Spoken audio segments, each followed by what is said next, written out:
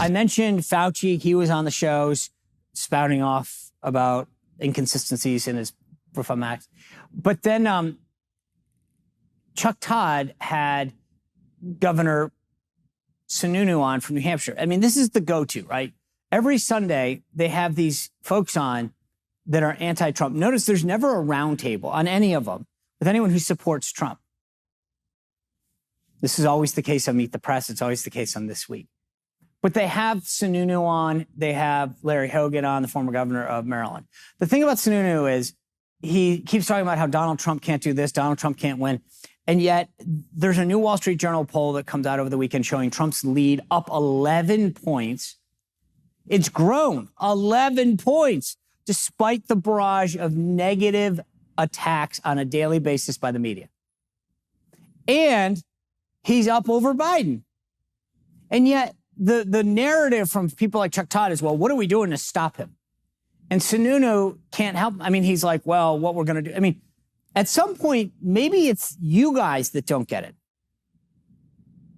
I mean, I'm just telling you what the facts are. Two things can't be true at the same time. His lead can't be growing well over 50% and beating Joe Biden. But the one thing I will say that was interesting is Chuck, of course, and we talked about this. I told you this is going to happen. But like a week ago, we started talking about the 14th Amendment with Alan Dershowitz. Part 3 of the amendment talks about people who have been part of an insurrection not being eligible to run again.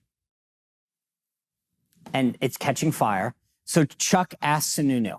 And Sununu says to him, you know, hey, I don't see a way that Donald Trump's taken off the ballot unless he was taken off nationwide. I actually think that's true. If you get a legal opinion from one Secretary of State, I don't see how a lot of them don't. But this country would just go nuts. But I'm telling you, part of the reason we do this show is to make sure they're the smartest people in the room. And guess what? We talk about it with Dershowitz. We talk about what's going to happen, how it's going to play out. And, 7 days later, these guys in the mainstream media are, Politico has a whole piece in it now. Everybody's catching on. We're ahead of the curve for you.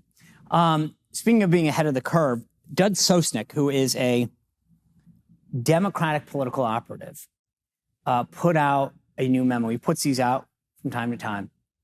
And he has 10 new rules. And I thought I'd share them with you because I actually agree with them. They're not partisan, but there's several on this list that I thought were important to share because I think it has to do with how elections are covered more than anything else, making sure we understand them. Because I've told you before, and if we go down his list, I want to start with number 3. It says national polling is not an accurate predictor of presidential outcomes. I've been saying this for a long time. And it is so true because we're not, and this goes into point 4. So point 4 says there are only a handful of states that determine control of power in the U.S. Boom. What have I said? 8 states. Doug Sosnick says 8 states. So here's where the election is going to be decided. Arizona, Georgia, Michigan, Nevada, New Hampshire, North Carolina, Pennsylvania, Wisconsin. That's it. And those might not even be entirely it. I mean, 1 or 2 may go one way or the other as we get closer to the general election. If you don't live in one of those 8 states, I live in Virginia. I mean, I always hold out hope. I was the last Republican elector to cast a vote for a Republican in 2004. Did you know that? Little fun fact. I might not have been the last because Virginia has, I was from the 8th congressional district, so I don't remember where I voted. But the point is, I was among the last in Virginia to cast an electoral vote. I still think we can win it. Glenn Youngkin and Winsome Sears and Jason Mieres showed that we can do this. But right now, at least it's not on that list. So what does this mean? Because this gets back to national polling. Well, when they do a national poll, they're taking in all 50 states. Well, who cares? I mean, if you live in Hawaii or California or Massachusetts or Rhode Island, the state's going Democrat. So who cares? Same thing on the Republican side, Ohio, Florida, Texas, Montana, South Dakota. If you live there, you're voting, the state's going to go Republican. The electoral votes are going that way. So when you do a national poll, it doesn't matter. You want to focus on those 8 states. So when you're talking about where things stand presidentially, who's going to win or lose, those are the states, those are the state polls. Now, they will start to do battleground polls And as long as they're focused on those 8 states, it's worth looking at. But if it's not in those 8 states, who cares? Who cares? I mean, it's like telling me that somebody scored in preseason. It doesn't matter.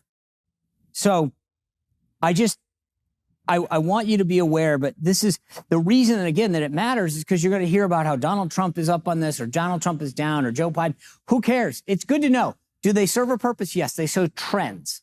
So in growing, like I mentioned, that Wall Street Journal poll, it's national, so it doesn't matter in terms of the primary either.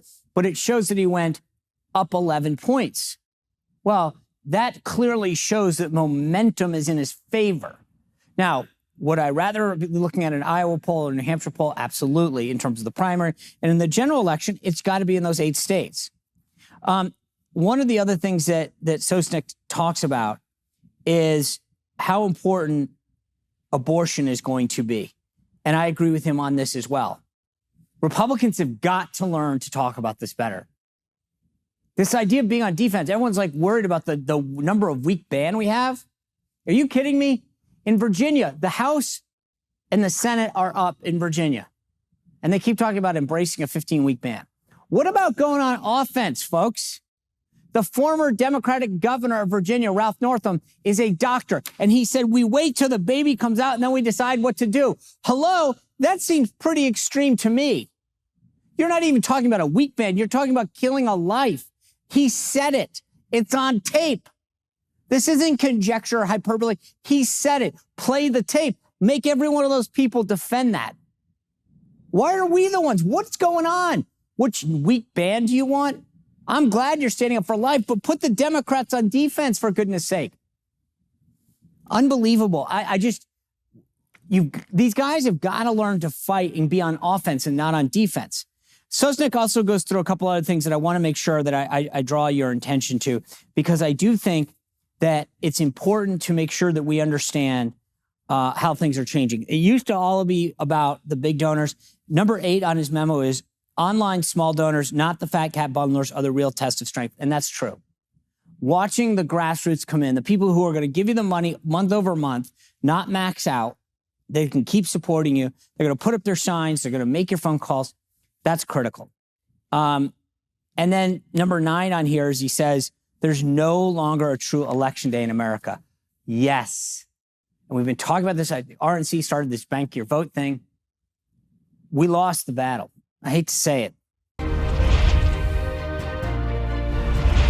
Well, if you enjoyed this content, make sure you click the link below to find out more, or you can go to SeanSpicerShow.com to stay up to date on all my content.